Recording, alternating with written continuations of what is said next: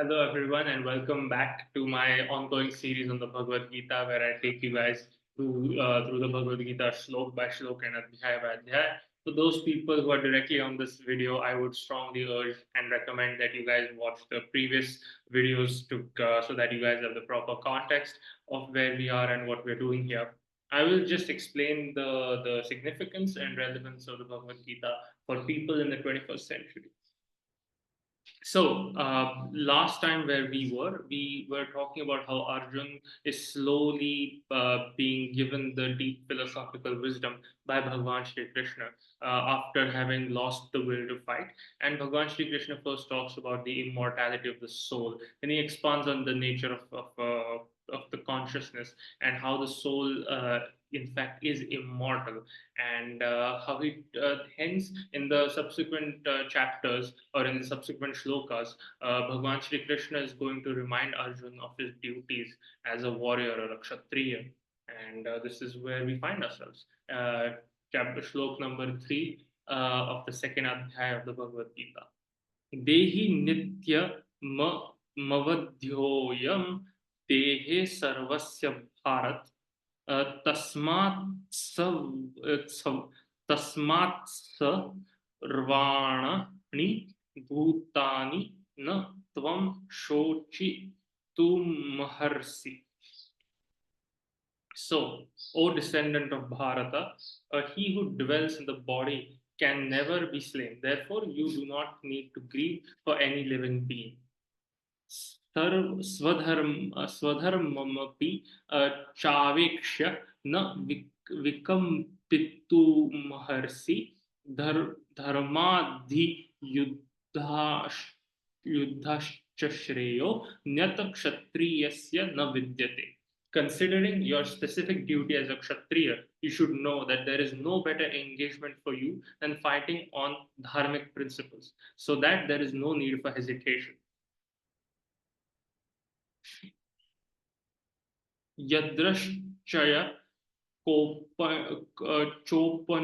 चोपपन्नं स्वर्गद्वारमपावृत्तं सुखिनः क्षत्रियाः पार्थ लभन्ते युद्धमीदृशम्. So, O Partha, happy. So Partha is another name for Arjun, which is why Bhagwan Shri Krishna is often known as Partha Sarthi, or he who is the charioteer to Partha.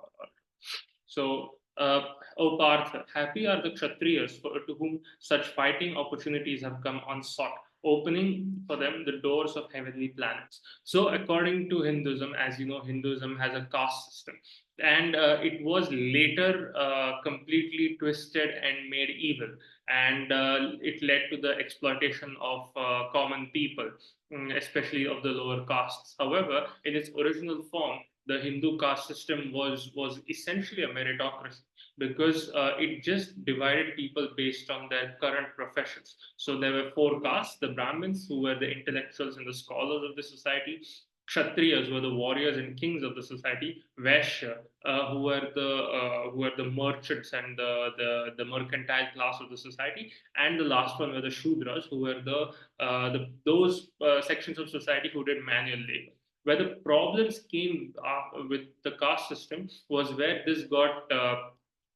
this hierarchy got established, and this caste began to be inherited across the generations. So that's where the real problem kicked in. So, according to the Bhagavad Gita itself, and I'll quote I'll come to it later.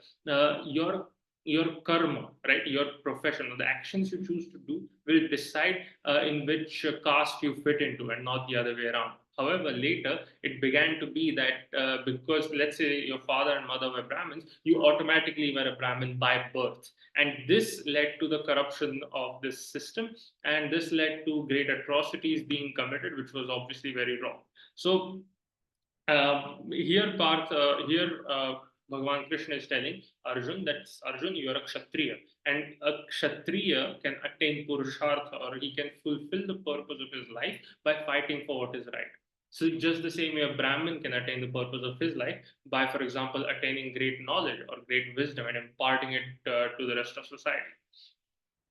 अथ चेत्वं चे चेत् तत्त्वमिमं धर्म्यं साङ्ग्रमं न न करिष्यसि ततः स्वधर्मं कीर्तिं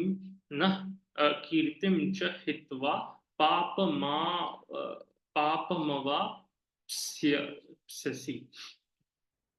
If, however, you do not perform your religious, it's not religious per se, but yeah, dharmic. Dharma and religion are different.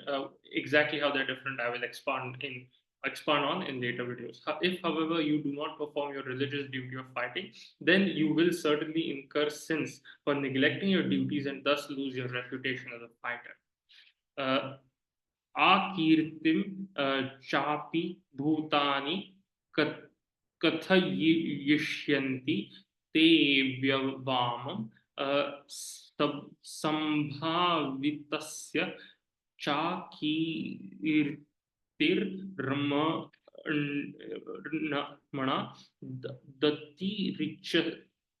दतिरिच्यते.